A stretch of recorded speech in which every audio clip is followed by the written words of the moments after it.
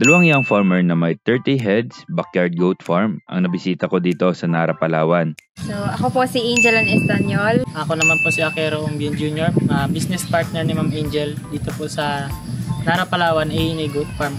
May FB page po kami na Young Farmers Gallery. Ibabahagi nila sa atin ang kanilang practices. Sabay-sabay tayong matuto at makakuha ng mga tips mula sa kanila. Tara!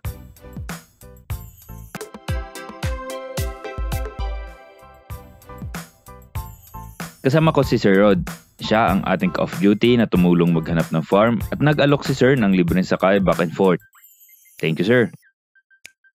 Bumiyahe kami ng halos 2 oras. Within the way, dumaan kami sa farm ni Sir. Marami na siyang mga na-try na farming ventures, kagaya ng layers, baboy. Pero so far, walang nag-prosper. Pero currently, may mga alaga siya mga kambing at mga mais. Hindi talaga siya nawawala ng pag-asa dahil gusto niya farming. Okay, lakad na tayo kasi no entry. No entry. Kasama na rin natin si Sir Jeff. Siya ang MAU ng Nara City. Siya ang nag-connect sa atin sa mga young farmers na bibisitahin natin today. Malawak ang area nila at ang sumalubong sa atin, 2 young farmers. Agad kaming umikot sa kanilang farm. Tama-tama ito para makakuha ng tip ako para sa aking pag-alaga ng kambing. Unang structure nila dito ang kanilang main goat house. Ayun nga po yung inaalagaan namin dito, yung mga kambing na kung saan sila ay nagpa-practice po kami ng iba't ibang paraan kung saan yung mas angkop na mas magandang paraan na gamitin para sa kanila. Kung naka-graze ba, yung naka-confine sila, yun po. Napansin namin nagkakagulo talaga sila lalo pag mga buntis po. Kaya kailangan pala yung hiwalay talaga pag simula na sampahan siya, kailangan na hiwalay-walay sila ng kulungan. Kasi po pag buo As lang, in bawat inahin dapat magkakahiwalay. kapag po once po nasawahan na po siya, kasi ilang inahin na rin po namin yung nakunan na laglagan.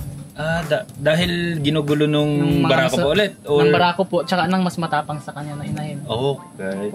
Mas maganda nga po yung barako, hiwalay talaga siya doon sa mga inahin. Hindi siya isinasama doon sa... Kahit ganito, dapat hiwalay talaga siya ng hiwalay kulungan. po talaga yung barako. Kahit may kwarto na ganito, mas maganda mas maganda hiwalay po talaga sana siya. Alright.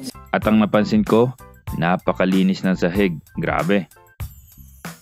Next naman ang nanny house. So, yun, nag-start po kami sa venture na to nung sumali po kami sa Young Farmer Challenge 2023. Ito po yung program ng DA po. Sa national, national program po. Pero, ang sinalihan po namin una is provincial level. So, dun po kami nanalo. Nakatanggap po kami ng 80,000 na grant per enterprise. At yung grant po na yun po yung aming pinangsimula po dito sa aming farm. Yung nanay, siyempre yung mga inahin. Kaya, nandyan sila yung mga buntis. Okay. Tapos may mga maliliit na kids, dyan din. Para mas safe yung mga inahin, na lalo na yung mga buntis na nasampa na. Hindi sila masungay ng barako, ng ibang inahin na mas malaki, mas matapang sa kanila. Kasi po yung kambing, 21 days, pag 3 days kailangan, di ba nasampahan siya, sir? Pagka 3 days, magpapaulit po yung inahin kapag hindi siya natalaban. Okay.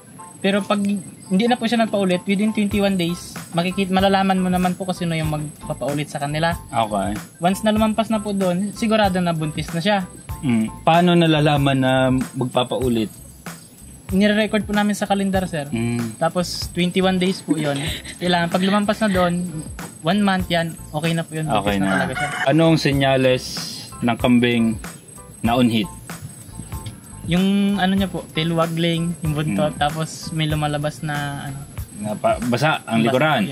Okay. Tapos maingay talaga maingay. sila. Okay. Kahit gabi, maingay sa barako. Hanap talaga na limba. Kaya importante din talaga na nakabukod yung barako sa inahin. Hindi pwedeng kung kailan maabot. Kasi hindi mo po malalaman yon kung magkasama lang sila sa isang herd. Kailangan hiwalay po talaga yung barako. Yung inahin talaga, mismong lalapit siya doon kahit sa kulungan. Ang dami kong natututunan Okay, sir. So, yung nilaban po namin dun sa Young Farmer Challenge po ay production po kami. Nasa production category po kami. Meron po kasing 3 category. Yung production, processing po, at saka yung digital agriculture. So, dahil po production kami, ngayon po pinaparami po namin yung mga kambing namin. Pero nakikita po namin, sir, na ang opportunity din po, maliban po sa production, isang magandang opportunity yung pag-venture po sa dairy po ng kambing, para po makasali po kami sa mga expo, sa iba't iba pong mga lugar, at madala po namin dun yung product namin. So ngayon po, sir, nasa testing stage po kami ng mga breeds po na maganda para sa dairy and para po sa milk consumption. Okay, dito naman meron sila, sir, na compost. Saka yung compost pa, pero plano na sir na gawin siyang vermicast. Kasi dito nilalagay yung mga dumi ng kambing. Parang naman sa mga tanim. Opo. Ginagamit din po namin doon sa mga forage na pinapakain din sa mga kambing. O, di ba? Ano siya? Integrated. Cycle, sir. Sustainable farming. Sustainable farming, yan. Ito pa yung aming feeder. Napansin kasi namin na mas maganda kung yung mga pagkain na kinukuha sa kanila, nakaangat po siya kaysa sa sinasabit o kaya nakalagay lang sa lapag. Hindi po nila pa napansin katulad ng mga nalaglag na hindi na nila kakainin. Hindi katulad nung dito siya sa taas. Yung kambing kasi mas gusto nila na nakaangat yung mapagkain kasi browser naman sila, hindi katulad ng tupan na grazer. Kaya mas maganda, angat talaga, nakailugit talaga. Yun nga po, dahil yung alagaan po namin ngayon ay mas mataas pa po yung native kumpara doon sa mga upgraded na. Sa ngayon po, nagbebenta lang po kami, pangkatay pa lang kasi production pa lang po talaga namin. Yun, nagsusupply lang po kami dito sa community lang din namin. Tapos siguro kung mas mapalawak yung kaya na rin namin mag-produce dun sa iba na medyo mas yung production. Siguro, sir, dagdag ko lang din po dun sa namin produce namin sa farm. Yung nga po, yung vermicast. Kasi po yung dumi po ng aming kambing is kailangan po namin ibalik dun sa lupa po, sir. So, po namin yun. Additional income din po yun. At the same time, syempre, sustainable din po siya, practice po namin dito sa farm. Nakapagpakain din kami ng mga kambing. Alam nyo ba na nasa more than 30 ang kambing nila dito pero may pangalan lahat at tandaan nila. Sa pricing, sir, dito, magkano yung bentahan dito? Per kilo ba? Per head? Ano? Sa amin po kasi dito, nabibenta po namin sila ng 250 per kilo pag pangkatay po. Tapos pag breeder po, iba rin yung yung price. I-range siya. Siyempre, bago namin po i-out, mga 25 kilos, ganyan. 20 to 25, 5K po yun. Okay. 5K to 6. Pinuntahan din namin ang nakabukod na kambing sa kanilang tinatawag na back house. May bagong panganak din dito at ang kanilang barako na si Boyet. From DA daw ito. Sana all. Ang pinaka-cute na nakita ko dito, ang feeder ng mga maliliit na kambing na ito. Ayun po, kung kailangan nyo ng mga ng breed ng kambing o panghanda, yun nga po. May FB page po kami na Young Farmers Gallery. Pa-follow na lang yun. Tapos doon po makikita nyo rin po yung mga video namin. Doon po kami nag-update ng mga ina-out namin na kambing kung sakali man na mag-out kami.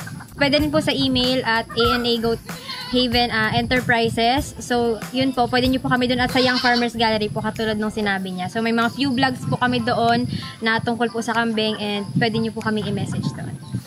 Thank you sa inyo. Marami akong natutunan at for sure, may natutunan din ang ating mga Call of Duty. Yun lang. Peace.